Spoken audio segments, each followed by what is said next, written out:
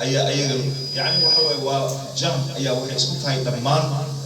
meel waliba oo adiga waxa sadan waxa way waa marin habaabin lagu sameeyo inaad adiga dhaqaalahaaga iyo siyaasadaada oo isdiidan in adiga lagu maartay wasaaradda gaashaandhigga ayaa waxa la keenayaa ayadoo nin janana u joogo nin dhakhtar ah ma gartay Umar Xaaji masalan la yiraahdo ayaa laga dhaxlay mufti rigi kacaankii xansiya barnaamijka Allah naxariista ayaa niman odayaal oo kacaankiisa ka soo horjeeday waliba dadku isku dhawaayeen ayaa asigoo generaal ayaa markii xabsiga laga soo daayay waxa la geeyay wasaaradda caafimaadka qaalihi uu khudbeynay uu la hadlay markaas wuxuu yiri anigoo generaal ah jeedan la bisaynay markaas dhakhaatiirtii oo wuxuu fadhiyaa oo wasaaradda caafimaadka ka shaqeynayay oo dhan si loo wada dhan yahay wuxuu yiri anigaas jeedan ee generaalka ayaa la isoo magacaabay wasaaradda caafimaadka ee dhakhaatiirtiina iyo doctoradiina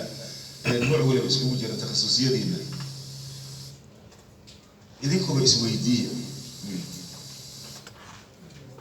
alla isoo baray aniga takhasuskayga uu yahay mar hadda jeedaan inaan generaal ahay waad garan kartaan uu yiri aniga waxa la isoo baray sida dadka loo laayo qafiya soo iyo generaal ee markaas oo military ayaa raayay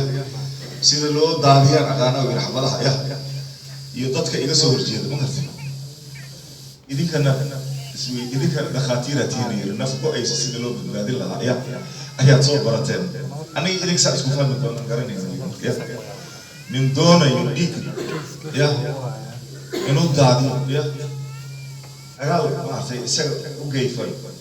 iyo nin naxariis gabar umulaysa hooyo qaylinaysa nin dhaawacan daweyntiisa yani halkaas xigmad baa laga baxay waxyaabaha la sameeyay marka siyaasadda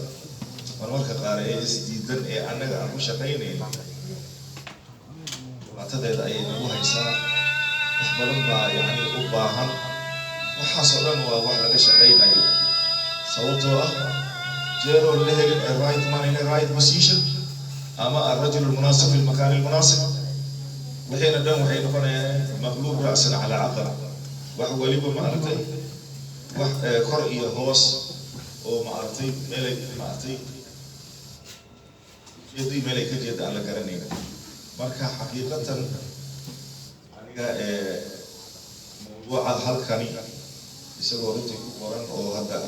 قبل معرتي قبل أنا أي وصول جنسي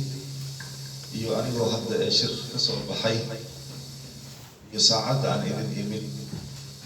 oo u baahnaa lahayn maadda dhan oo diyaar garow u baahan siyaasa wal iqtisaad inaan xoogaa yar xataa soo rogo way u fiicnaan lahayd markatiya laakiin sidaan u kululaa ee aan ka soo baxay shir siyaasad la isku jafay ayaan idin soo aaday marka waxaygu waa isku maantay runtii isma saarna idinkana idinka faa'iideysan lahaa iyo wixii su'aalo waa soo dhaweynayaa laakiin ogaada ilaa iyo hadda dagaalkana lagu hayo waa غير caadi waxaan fahmi karo dadkiina aqoonta annaga hadda dadka Soomaaliyeed soo ma aragtaan wax la wada danaynayo kulli annaga hadda dadkeenii horay ama idinka weynaa ama abayaashiin inahay dadba waxay had iyo jeer la soo taagan yihiin oo dhalinyaro ah dadkan siyaasadda habeenaya maalin ayaga ma xitaa dadka maatay meesha dhex fadhiya hebel muxuu yahay meesha miyana dadka la jirin wareer dalkan annaga inta meesha fadhida 275 baarlamaanka ka qayb gashay madaxweyne nin baa noqda walaal wasiirada marka la isku dardaro 100 gaari maayaan kulligooda marka isu geysid inta hay'adka dawladda ee la dhigi karo ama golo wasiiray ku jiraan ama golo shacbi ama aqal sare ama waa madaxweyne iyo inta kale ee soo raacda ama waxyaabaha ee darajooyinka ee Soomaalidu badan indhaha ku hayso waa waxaan hadii la isku dardaro aanan gaarin kun Soomaalidu waa 14 milyan isla ma intaas u qaybsata intaas soo xilal 4 مليون مين ولي برا مش هسكري إلا وذا آد قبياga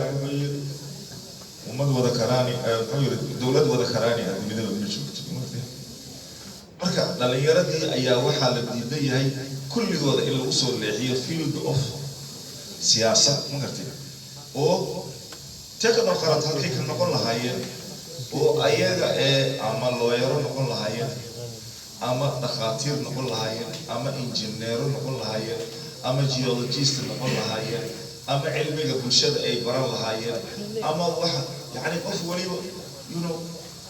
siyaasaddu waa wax la barto nin kasta oo aqoonteeda ay yeesha way fiican tahay in meeshii lagu talagalay ee qaybtiisa uu ka qaato laakiin kii askariga ahaa kii fundiga ahaa kii faryaamada ahaa gabadhii dhakhtarada ahayd tii wax kulli haddaan ka soo wada leexino dadkii waddanka ayagana buuxin lahaa howlaha kale ee na sugaya waddanka inaan ku horumarino waa dhibaato haddii la yidhaahdo jananadii ee academic ahaa waxba ma lagu jeeda meesha waa retire ka saara haddii la yiraahdo dadkii ninka adiga maanta 25 sano jira markuu takhasuskiisa iyo PhD experience-kiisa u soo qaato 40 sano waa ka gudbaya خلاص miya markuu 40 gaaro cilmigiisii aqoontiisii way aragnimadiisii waqti laga faa'iideysana ma la tuuraya ayaga batilgaad waxa u fadhiya Mareykanka ya kulli dagaalkii labada adduunyada ka qayb qaatay adigan 24 sano haweenkii bay annaga nuushidayaan waxay ku leeyihiin kootadii haweenka hadda gabdheena allama 24 boqolkii waa iyaga ay ka buuxaan 30 waa ugulaan waa la gaarsiiyey laakiin gabdhaha iyo dhalinyarada inay soo galaan waa wanaagsan tahay waa noocee laakiin gabar kastoo garbasaar qaadato guntiina xirato dirac soo qaadato kabadhaa dheer soo gashato boorsa garabka soo surato afka soo gaduudsato mala soo dhawayna xildhibaana tahay ma leenahay wiil kastoo sirwaalka ka dhacdhacay oo karabaata soo xirta oo asagana guudkii maartay jeegada ay hoos ka soo jarta oo asagana halkaasi maartay markuu soo socday isku qalluucinaya isagana ma waxaan leenahay tafadal ku soo fariiso kursiga walaalayaal rasuulka sallallahu alayhi wasallam 4 sano waxa lagu soo dejiyay waxyiga xikmad bay ahayd inadeena inay wax loo bartaan ee aqoontooda full isagoo dhisan hawshu qaban karo wiilka markuu secondary ana waxaan ugu bixi jirnay secondary